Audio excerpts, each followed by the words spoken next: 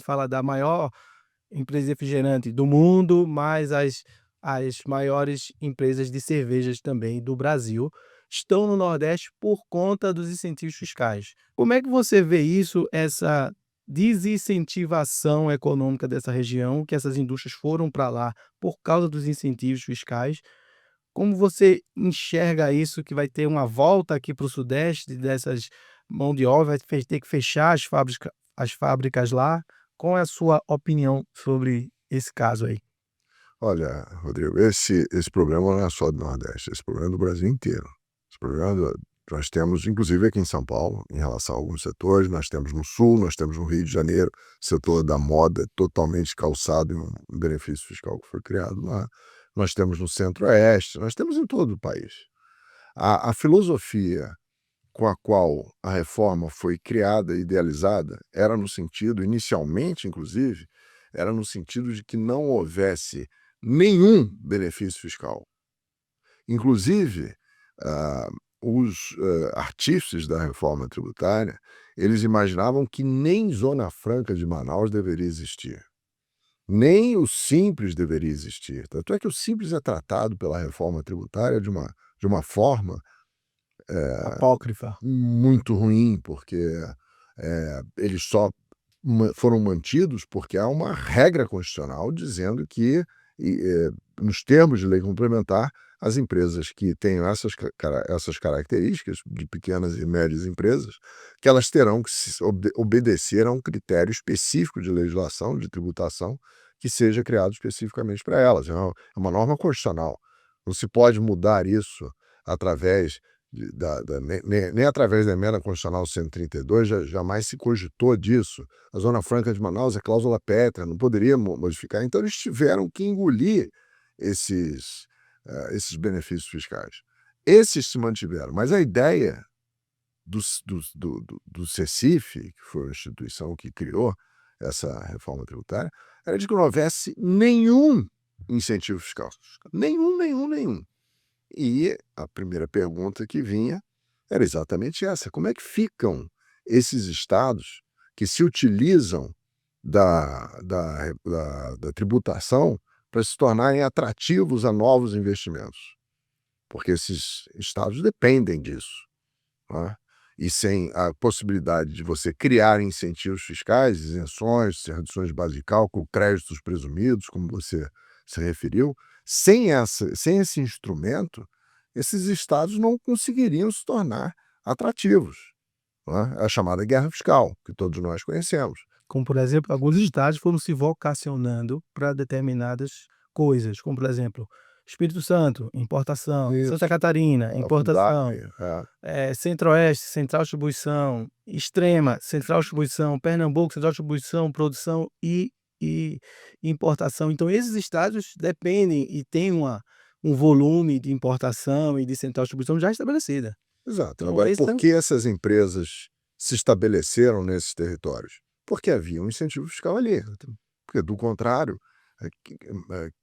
queira ou não, o fato é que a região sudeste é que aglutina todas as necessidades de infraestrutura necessárias ao exercício de qualquer atividade. É São Paulo, Rio ou Minas Gerais. Tem o Sul também, em relação a algumas atividades, Centro-Oeste na agricultura, e o próprio Nordeste e Amazonas, onde existe uma necessidade maior de atração de investimentos, mas há também atrativos relacionados à adaptação muito melhor da exploração de determinadas atividades. Mas o fato é que esses estados que têm um nível de competição menor se comparado com esses estados mais poderosos, eles perdem um atrativo que vai ser gerador de problema. Como é que se contorna isso? Através de criação de fundos, que esses fundos vão ser distribuídos para esses estados por um período longo de tempo, uma como é que chama? Uma extensão de tempo maior para que essa modificação efetivamente ocorra, entendeu? Mas certamente vai ser um problema. E toda aquela ideia inicial de que não haveria concessão de benefícios fiscais ou tratamentos mais benéficos a um contribuinte em detrimento de outro, isso foi para o espaço, né?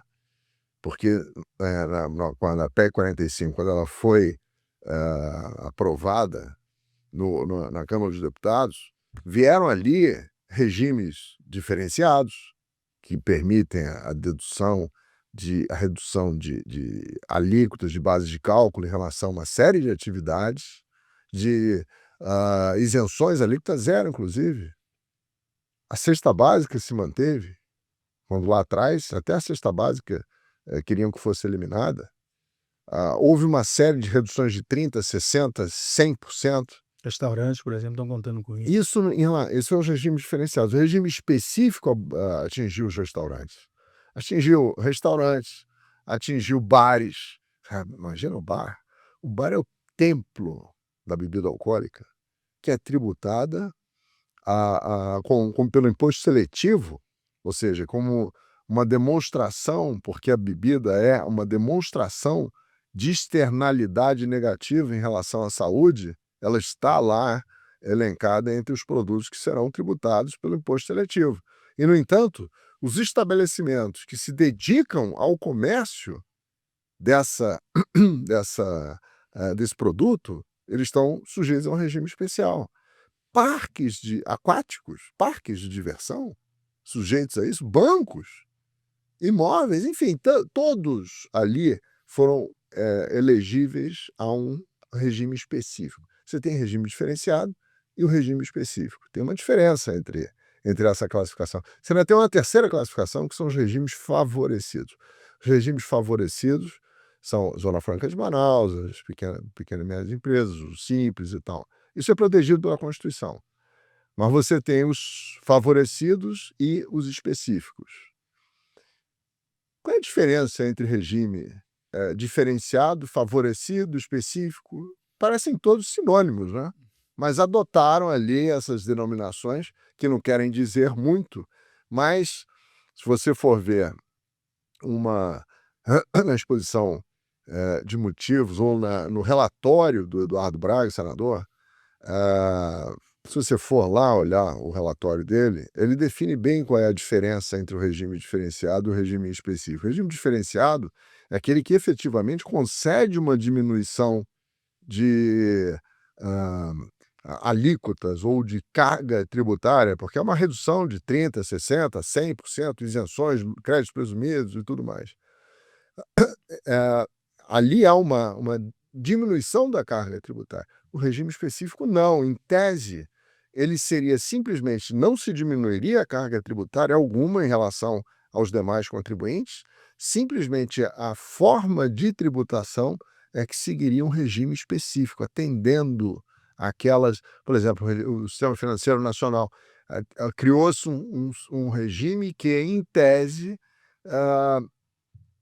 trataria esse setor de uma forma que fosse adaptada às suas características. Ora, todo mundo tem isso. As sociedades profissionais também têm isso. Elas têm uma característica que lhe é própria. Por que não foi concedido um regime específico de tributação para ela? Quais são os créditos que nós temos para bater de débitos?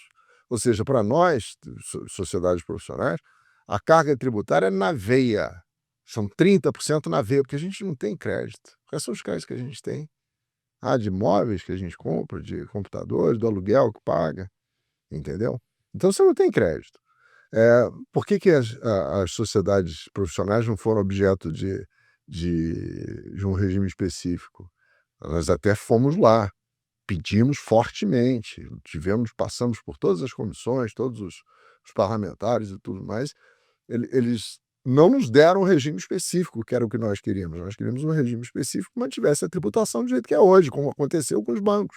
Os bancos mantiveram a mesma forma de tributação que eles têm no sistema atual, no sistema com os tributos antigos. Nós queríamos que a tributação na tributação do consumo fosse tributação fixa, como é hoje. Como diria o nosso amigo em comum também, Carlos Garcia na Praça, que o nosso principal ativo ou insumo, todo dia pega o elevador e desce e vai embora para casa, né. Então, por exemplo, a folha de pagamento não é passível de crédito para uma sociedade de consultoria, de advogados, né, Não, de auditores, né, que é o principal insumo é a folha, né. isso. Um dos pontos que a gente também gostaria de tocar é que aqui no Sudeste, especificamente, tem um fenômeno de você ter operações que gerem recorrentemente saldo credor de ICMS.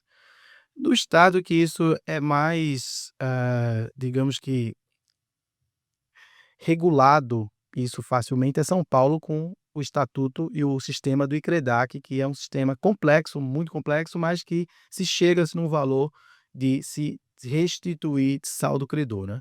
Então hoje qual o problema que a gente tem? A gente já tem uma fila enorme de anos nesse ICREDAC que o estado tem a dificuldade de devolver ou de monetizar esse saldo credor do ICMS, e isso é uma bola de neve que as empresas continuam gerando esse saldo credor e não receberam ainda nem os saldos já homologados e aprovados pelo fisco. Evidentemente isso vai chegar ao ponto da virada que o ICMS vai subexistir para o IBS eclodir, e esses saldos credores não vão estar no